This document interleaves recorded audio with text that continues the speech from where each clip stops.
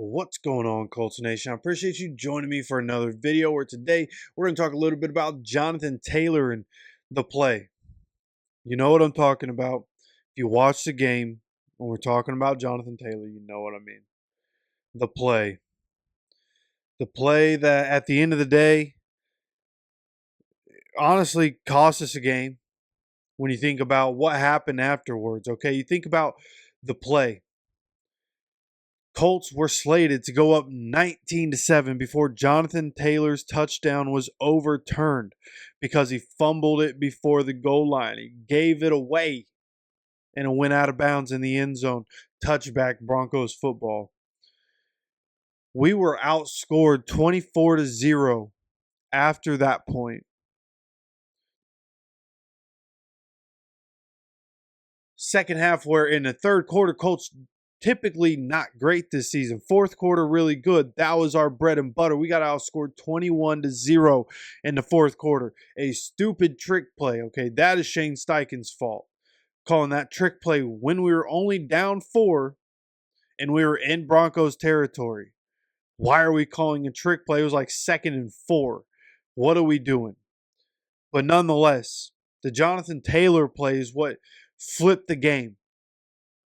Right? At that point, we would have been up 20-7. Even if the Broncos did score, right? And they did still have that touchdown on the board. You look at it, we're still up. We're still up. We're not doing that double pass stuff if we're winning that game. So everything changed because of Jonathan Taylor dropping that football. Now, the defense still did their thing. That third quarter, it's not like the Broncos immediately took the momentum, right? At that point, Jonathan Taylor scored with 12:36 to go. Touchdown was taken away. Through the third quarter, we lost the third quarter 3-0. Defense did their thing. Defense dominated a large portion of this game. But the fourth quarter is where everything else broke down. The offense couldn't find it anymore. They weren't able to get anything going. The Jonathan Taylor, it was hard. After the first 2 drives, it was hard for the Colts offense anyways. Then Jonathan Taylor breaks it 40 yards. We steal the momentum at the beginning of the third quarter, just like we did at the beginning of the game, right? And it felt like we were going to continue to roll. And just like that, boom, all momentum was gone and everything changed. And just and here we are. Here we are with everything on the line. Everything on the line. And this is what we get, where it looks like Jonathan Taylor's going to be Jonathan Taylor again. Get this thing to play. Coming out in the pistol formation.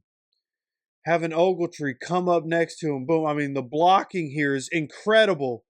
The cutback by Jonathan Taylor and then just running away from everybody. Touchdown, Jonathan Taylor. But man, when you slow it down, right? Let's go 0.5 speed here. Come back. I'll hit the X here. And just come back a little bit. Jonathan Taylor at the 20, running away from him. 15, 10, 5. And why, Jonathan, why are you letting the ball go at the 1-yard line, brother? Unbelievable. With the season on the line, everything this team has gone through, all the adversity of the season, everything that's been talked about with this team, and our best player, Jonathan Taylor, has been called our best player for years, and our best player who fought so hard to get a great contract, all the drama around him. We covered it on this channel. All the drama that happened with Jonathan Taylor, and for him to be the one that effectively changes everything about what this franchise does going forward is so massive. You think about the domino effect of what's going to happen. I talked about this during the broadcast yesterday when I went live for the game. Something I talked about at the beginning of the game when we started to get rolling, and I talked about how if we win this game, then our season, everything changes, right? If we win this game, if we find a way to make it into the playoffs, go 10-7, make it into the playoffs because we won in Denver, then everything for the future changes. Right? Chris Ballard probably stays. Gus Bradley probably stays. A lot of these guys get re-signed in the offseason. You probably see a lot of the same team again next year. And the future changes in that way. Or we lose and we find a way to lose the game, and you end up in a situation where everything changes. Everything I've been talking about on this channel, Chris Ballard fired, Gus Bradley fired, the way defense is playing, that's not a guarantee. Just remember that. But potentially Gus Bradley and the defense getting switched out. Like, you think about the 41 free agents that the Colts are going to have between active roster and practice squad. So much hinges and hinged on this game. What we did in this Broncos game. Can we make the playoffs? Can we finish the season with a winning record? It's still possible. We go 9-8, but we're going to miss the playoffs almost guaranteed. So when you think about how the game went, it obviously wasn't one play, right? The AD, what was technically a fumble return for a touchdown because it was going backwards, but effectively a pick six, right? Of course, that factors into it. The bad punt, or the bad special teams, rather, and the easy touchdowns, easy points for the Broncos. It's just all in all, we as a team broke down. And we as a team, were keeping it afloat, went up 27. But after Jonathan Taylor's fumble, we as a team completely fell apart. Why?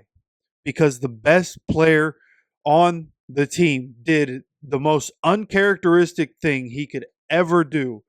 Something, I've said that so many times, just so uncharacteristic of Jonathan Taylor to do something so egregiously terrible with everything on the line. We just made a play. Our best player made a play to change the fate of our season. And everything was great. We were rolling. Defense still came out and dominated for a while after that. We had everything going. We were making plays on special teams. We were making plays on defense. We were making plays on offense. Jonathan Taylor fumbles the ball, and it all just crumbles and falls apart at the seams.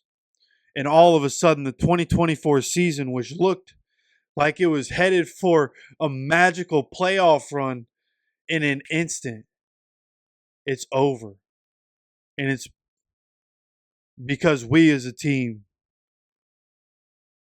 couldn't find a way to pick ourselves up after we threw a haymaker and it hit ourselves in the chin.